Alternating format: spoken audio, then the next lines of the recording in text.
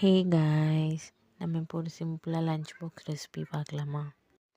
எப்பயும் போல் நம்ம அடுப்பை ஆன் பண்ணி கடாய் வச்சு அதில் எண்ணெய் ஊற்றி தாளிப்பு எல்லாமே போட்டு ஜீரகம், கடுகு, உளுத்தம்பருப்பு எல்லாமே போட்டுட்டு பச்சை மிளகாய், இஞ்சி, கருவேப்பிலை இதையும் போட்டு நல்லா வதக்கிடணும்.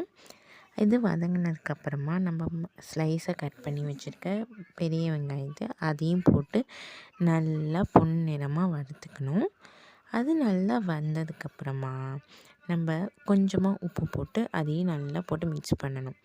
மிக்ஸ் பண்ணதுக்கப்புறம் கட் பண்ணி வச்சுருக்க தக்காளி இருக்கு இல்லையா, அந்த தக்காளியும் அதில் போட்டு தக்காளி நல்லா வதங்கினதுக்கப்புறமா 1 ஸ்பூன் மிளகாய்த்தூள், 1/2 ஸ்பூன் கொத்தமல்லி தூள் இதையும் போட்டு நல்லா மிக்ஸ் பண்ணிவிட்டு கொஞ்சமாக தண்ணி ஊற்றி அது எண்ணெய் பிரிகிற வரைக்கும் நல்லா வேக விடணும்.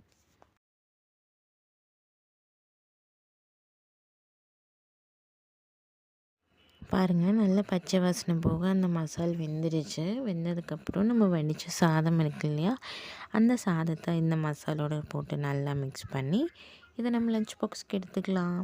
இது கூட நான் சைட் டிஷ்க்காக ஸ்நாக்ஸ் வச்சுருந்தேன், அந்த ஸ்நாக்ஸ் முறுக்கும் எடுத்துக்கிட்டேன். நெக்ஸ்ட் ரெசிபியில் பார்க்கலாம் கைஸ். டாட்டா.